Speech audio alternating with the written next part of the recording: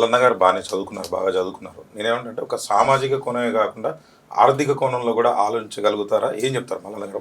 అంటే మాలాంటి వాళ్ళు కూడా సమాధానం చెప్పాలి. అన్ని డబ్బులు నా దగ్గర కూడా లేవు, అంటే నేను కూడా ఆర్థికంగా వెనకబడ్డా, నాకు సహాయం చేయండి అని చెప్పి రాజ్యాంగం కల్పించినటువంటి హక్కు ప్రకారం నేను కూడా ప్రభుత్వాన్ని అడగొచ్చు. 100%. ఏం చెప్తారు మీరు? ఇప్పుడు బీసీల ఆర్థికపరమైనటువంటి కోణాలు అంచనా వేస్తే 2,91,00,000 రూపాయలు మనం రాష్ట్ర బడ్జెట్ పెట్టుకున్నాం. ఎగ్జాక్ట్లీ. ఈ 2,91,00,000లో బీసీల కోసం ఈ రాష్ట్ర ప్రభుత్వం కేటాయించిన కేటాయింపులు ఎన్ని? కేవలం 9,000 కోట్లు. ఈ రాష్ట్రంలో ఉన్నటువంటి 60%, మీరు చెప్పిన లెక్క 56% అనుకుందాం. ఆ 56% ప్రజల సంక్షేమం కోసం 9,000 కోట్లలో మీరు ఖర్చు చేసింది చాలా తక్కువ. 2014 నుంచి కేసీఆర్ గారు దిగిపోయే నాటికి బీసీల మీద ఆ ప్రభుత్వాలు చేసిన ఖర్చు 0.00000023%. అంటే వివక్షతో చేయలేదని అంటారా? 100% అదే కదా, 100% అదే. ఇక్కడ బీసీల విషయానికి వచ్చినప్పుడు మరి బీసీలు బీసీ ఎకానమీ ఎట్లా 2,90,00,000 ఎట్లా జమ అవుతుంది? ఒక సగటు బీసీ వాడు తెలంగాణ రాష్ట్రంలో 5,000 రూపాయలు ఖర్చు పెట్టగల శక్తి ఉంది నెలకి.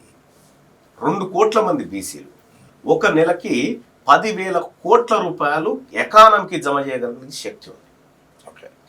ఒక ఏడాదికి 1,20,00,000 కోట్లు, 1,20,000 కోట్ల రూపాయలు ఎకానమీకి జమ చేసేటువంటి శక్తి బీసీల దగ్గర ఉంది. బీసీల దగ్గర నుంచి ఒక ఏడాదికి 1,20,000 కోట్ల రూపాయలు తీసుకొని 9,000 కోట్ల రూపాయలు బిచ్చం పడేస్తామంటే ఇది ఇది ఇది దీన్ని ఏమంటారు? అంటే ఇంకో ప్రశ్న సార్, ఇక్కడ నా ఉద్దేశం ఏంటంటే ఒక ప్రభుత్వం ఉంది మనకి, ఒక రాష్ట్రానికి, ప్రతి రాష్ట్రానికి ఉంటుంది. సో రాష్ట్ర ప్రభుత్వం, కేంద్ర ప్రభుత్వం కొంచెం పక్కన పెట్టండి. నేనేమంటే మళ్ళీ అది పెట్టినాక కూడా కొన్నిసార్లు అంటే చదువుకున్న వాళ్ళకి ఎట్లాంటివి వస్తున్నాయా, లేకపోతే చదువు సరిగా రాకొస్తున్నాయో తెలియదు. ఈ SC corporation, BC corporation, ST corporation, మళ్ళీ ఇవన్నీ ఎందుకు? అన్నీ కూడా అందులోనే విద్యకి ఎంత కావాలి, హెల్త్కి ఎంత కావాలి, దానికి ఎంత కావాలి, వ్యవసాయానికి ఎంత కావాలి, ఇవన్నీ కూడా పద్ధతులు పెట్టుకుంటున్నాం మనం. అంటే మీరు అన్నట్టు 3,00,000 కోట్లు వసూలు అవుతాయి, లేకపోతే కేంద్ర ప్రభుత్వం నుంచి మనం ఇచ్చిన పనుల నుంచి కొంత రిటర్న్ వస్తుంది. దీన్ని అంతా కలిపి మనం ఈ రకంగా బడ్జెట్ పెట్టుకుందాం. ఒక అంచనా 3,00,000 కోట్లు ఖర్చు పెడతారని గ్యారంటీ లేదు. ఇంతవరకు ఏ గవర్నమెంట్ కూడా ఏదో లెక్కలు చూపిస్తుంది, చర్చ కూడా జరగదు దానిపైన. ఏం చెప్తారు మీరు? ఒకటేంటంటే పెడుతున్నటువంటి ఖర్చు దేని మీద పెడుతున్నావు? నువ్వు ఓటు బ్యాంకు మీద కాదు పెట్టాల్సింది. నువ్వు ఓటు బ్యాంకు రాజకీయాల కోసం ఖర్చులు పెడితే లాభం లేదు. హెల్త్ అండ్ ఎడ్యుకేషన్ సెక్టార్ మీద పెట్టాలి. ఆ 2 సెక్టార్లు పటిష్టంగా ఉంటే ఆ దేశం అత్యంత వేగంగా ముందుకు పోతుంది. ఆ రెండింటిని నాశనం చేసి మీరు కూర్చోర్రి, మేము పెన్షన్ పంపిస్తాం, మీరు కూర్చొని తినండి, మీరు కూర్చొని ఉండండి, మీరు ఏం మాట్లాడొద్దు, మీ పిల్లలకు చదువు సకాలేకపోయినా మీ బడి గురించి అడగొద్దు, మీ హాస్పిటల్ గురించి అడగొద్దు అనేటువంటి విధానంలో ఎంత ఖర్చు పెట్టినా అది వృధానే. నీవు నిజంగా ఈ ప్రజలు నైతికంగా, శారీరకంగా, మేధోపరంగా, ఆర్థికంగా ఎదగాలంటే ఈ 2 వ్యవస్థలే పనిచేయాలి. సపోజ్ ఒక మిడిల్ ఫ్యామిలీ ఉంది, 2 పిల్లలు, భార్యాభర్త ఉన్నారు. ఆ 2 పిల్లల కోసం ఆయన ఒక కాన్వెంట్ స్కూల్లో చదివిపిస్తాడు. ఆ పిల్లల చదువు కోసం ఏడాదికి 1,00,000 రూపాయలు ఖర్చు పెడతాడు ఆయన. పిల్లలకు ఇంటికో ఏదో ఆరోగ్యం బాగాలేకపోతే కనీసం 50,000 ఖర్చు పెడతాడు. అంటే ఏడాదికి 1,50,000 రూపాయలు ఈ 2 రంగాలపై నేను ఖర్చు పెడతా ఉంటాను. ఈ 2 రంగాలను కార్పొరేట్ లెవెల్లో ఫ్రీగా ఇస్తే ఆయనకు 1,50,000 మిగిలితాయి కదా. అప్పుడు నీ పింఛన్ చేయి దాపడు కదా. అంటే ఎందుకని చేయలేదు అంటారు? వాళ్ళకి తెలియదా, తెలివి లేదా ఉన్న ముఖ్యమంత్రికి? లేదు, లేక కాదు. ఒకవేళ వాళ్ళు తెలివి కల్లోళ్ళు అయితే వీళ్ళకి ఎందుకు అధికారం ఇస్తారు? కాబట్టి వాళ్ళని ఎంతసేపు ఈ భ్రమలలోనే ఉంచాలి అనేటువంటిది ఈ ప్రభుత్వాలు చేసేటువంటి కుట్ర. వాస్తవం ఏంటంటే ఈ కార్పొరేషన్లు పెట్టి, ఈ ప్రత్యేక పద్ధతులు పెట్టుకొని, ఈ ఎమ్మెల్సీ ఎందుకండి నాకు అర్థం కాదు. నేను ఒకటి చెప్తా ఉన్నాను, ఈ రాజకీయ నిరుద్యోగులను సంతృప్తి పరచడం కోసం చేసే కార్యక్రమాలు తప్ప ఈ కార్పొరేషన్ పెట్టి ఏ కార్పొరేషన్ కన్నా ఒక ఏకాన పైసా నిధులు ఉందా? ఖాళీ కార్పొరేషన్ చైర్మన్, ఆయనకి 2 గన్మెన్లు, ఒక టేబుల్, కుర్చీ, కారు. మీ పక్కన వకలభరణం గారు మంచిగా ఆన్సర్ చెప్తారేమో దీనికి. ఇంతకు తప్ప ఏమీ లేదు. ఇంతకు తప్ప అవి షోపుటప్కి తప్ప ఏమీ లేవు. దానివల్ల ప్రజలకు ఏం ఉపయోగపడుతుంది? ఇవాళ ఎమ్మెల్సీలో ఉన్నామండి.